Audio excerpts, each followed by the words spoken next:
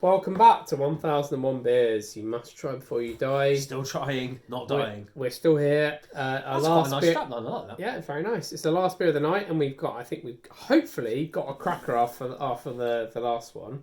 Really looking forward to so this. what we got here? We got from Belgium. Yeah, First brewed 2002. And what's the alcohol content, Tony? It's 12%. 12%. And was it Malheur? Malheur Dark Brut. So, Would you like to? right, the tasting notes. Would Right, you like to show this? Well, I don't. Are you ready? I want to do. Go on. I want to do Right. Strauss. A woody, vinous, fruity nose with a hint of walnuts. Oh, that's a new one. The taste is of a very tannin, rich bitterness with a what's that? Bloody hell!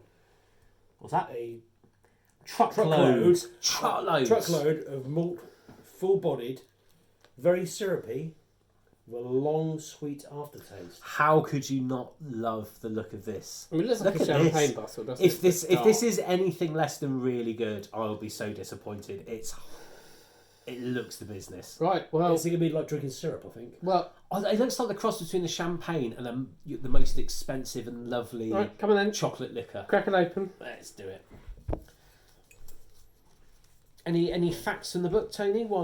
Anything interesting about so, the... While I try and fail to get the lid off. Right, There we are. not that I can see with my That's a no then. with my wonky eyes. Anything interesting, Tony? Nah, not really.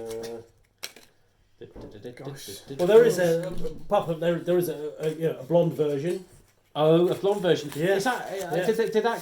Have you drunk that one, Tony? I get the feeling. I haven't had it yet. I'm saving for a special occasion. I've had it. Yeah, Well, James push has had it. Look yeah. back in the beer reviews, you'll find it. I will need this beer towel, please. What? Well, because Are you struggling? I'm not struggling. This is how you do it properly. You put Oh, the towel really? over the cork because it gives you grip, and then if there's any spurt, the towel catches it rather than there being a huge Moby Dick.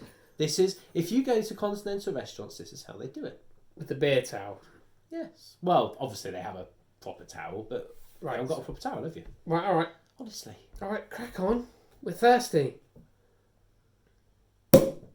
Ooh, very nice, very nice. Like Good. a pro. Okay. After all that mockery. So, it's probably going to be bottle conditions. So, if you want to do that. Oh, it's a proper cork as well. Look at that. Proper one. Right. Not- I need a little bit of elbow room, boys. Because all the other two beers we had tonight. No, had- I'm going to do this properly. Not like Mr. Ketchup What, Boy. while you're I'm doing gonna that, this so the properly. other two beers we had tonight that had corks had these kind of sort of inferior corks. Look, this one had a proper cork. It looks like a little mushroom, which is a proper cork should be, in my opinion. Come on, boys, keep the banter going. It's going it to your take a thing while that- to do this. Well, I've had all the other Malheur beers. They've all You've been been to good. Portugal and you've seen the old stripping the cork trees. No, what's that? That's interesting. So they strip the bark off the trees, which makes Is that what the cork is made of? Yeah. Bark. yeah. Oh, Right, so let's have some glasses. It has foamed up, and I Oh, have really? tried. Oh, I really? have tried my level best to Oh, really? pour it like a pro. you have look at that. You have slagged me off every single time I've poured beers in there, and you have managed to do exactly the same. The viewers have seen me do We'll this. let that settle, and I'll pour from the bottle. See if we can get Really? Oh, I'm quite happy to pour from the bottle. Tony's going to pour from the bottle. I think you'll get some gunk.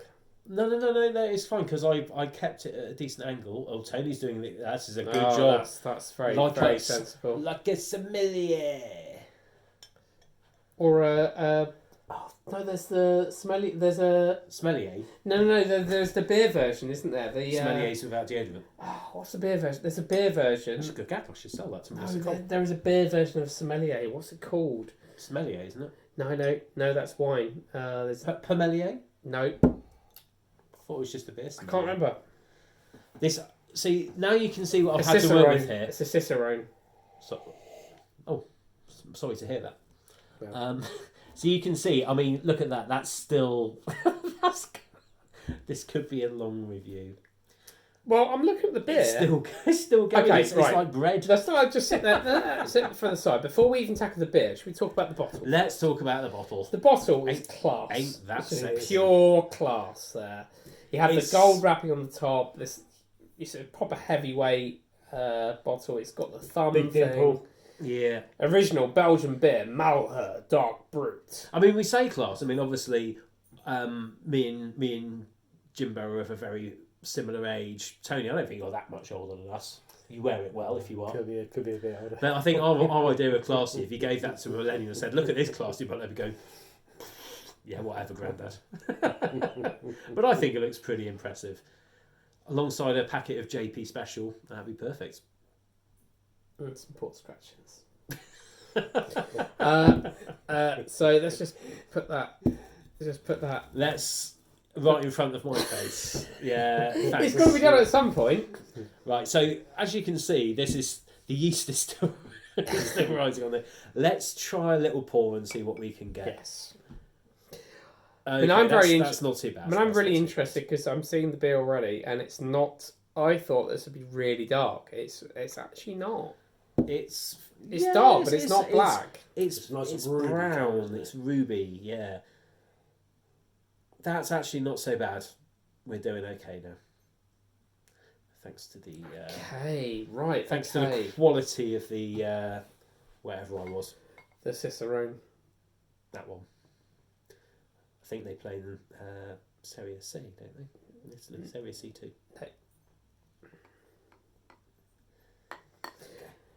Right. Well, if we look at it, it's opaque. It is kind of reddy, darkish. Yeah, it's ruddy. It's ruddy, actually. Ruddy. Right. It's not see through at all.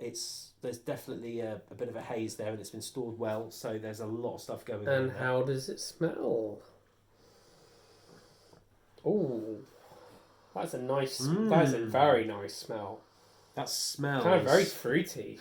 Yeah. fruity. There's chocolate in there. There's dried Definitely fruit. chocolate. I've got high hopes about Fruity this. chocolate. It's like it's like one of those. It's the Toblerone, the fruit nut Toblerone. I've got high hopes for this. Shall we tackle it, boys? We all have high hopes. If this has got to this Right. has really got to deliver now. Yeah. Right. Cheers. Let's do it.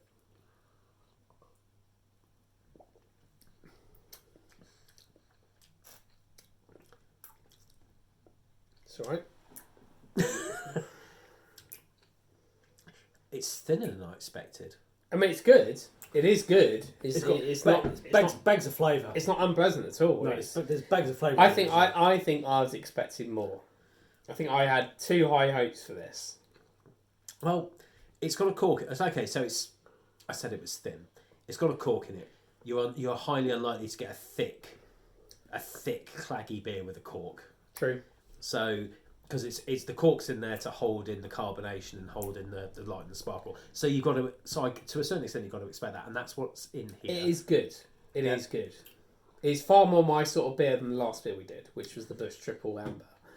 This is far nicer. It's not deadly sweet. There's cocoa in there. It's so much fine fruits in this. It's vine fruits. It's sweet but also tart at the same time, which is, I guess, the alcohol hits the tartness on that. I kind of quite like it. It's reminding me at this point of the St Bernardus, the blue one, the 12. Is it the 12? Apt 12. Yeah, it's got that similar vibe to it. Lovely and warming. Bruin, not brown, Bruin. It's more vinous. Yeah, it's really fruity. It's got so much dark fruit, so much sort of fine fruits to it. That is nice. That is a nice beer. Something that should be, there's a lot of carbonation in it. So there's small bubbles, but foamy bubbles when it's in your mouth. If you give it a little swill, you suddenly go, and it all kicks in. I think I had very high hopes for this that were higher than it is, but on balance, it's a good beer. It's a fine. It is, fine yeah. beer. It's classy. Yeah. It's not wasted on us then. As we said before, it's not a chug-a-lug beer. It's a fantastic beer. Bags of flavour that you want to just sip and enjoy. So which beer? So we've been here for a few beers now. What was your favourite? I think the hiccups are starting. I said you've got hiccups. So No, I haven't got it. No, that was a bet. What was your favourite beer tonight? Golden Lime. What? What's up? The Golden Lime beer. The Trinidad and Tobago stout. Yeah, that was very different. I like that one and the Bigfoot. Bigfoot was my favourite. Definitely my favourite. Yeah. That was dead interesting. I would also say the stout was really, really, really good. The Creek was very nice. The Creek was nice. Apart from one, the Bush, I think they've all been pretty impressive. Enjoyed them. Yeah, it's been a good night sampling. Very interesting. As I go down the this, the Coopers was fantastic as well. Yeah. Surprisingly good. Yeah. That definitely takes it. It's a bit like the Trinidad and Tobago stout. It takes a prize for surprisingly good, more than you thought. This has got an alcohol burn. It's really kicking in now. It's really nice and warming. I'm enjoying this the more I drink it. Sometimes you get a beer and you start off and you go, oh, this is fine, and you go, this is one that's impressing me more as I drink it. There's a lot of subtlety. We've been working up by ABV, and actually, this is probably one we should have had earlier in retrospect because it's not thick. We've worked it in ABV, and that's normally a very. It doesn't. What I really love this one on its own earlier would have been better. I think actually there's something to respect about a brewer who conceals an alcohol content so well. This is 12%. It does not taste like it at all. Not at all. No. Yeah. No. And actually, that's something to respect. It's been so well. It's so well balanced that you don't have that. It's balanced with the malt and the hops and. I mean, it's sort of going for the champagne-y look, the champagne-y thing, and it's got partly that feel. It's got the light.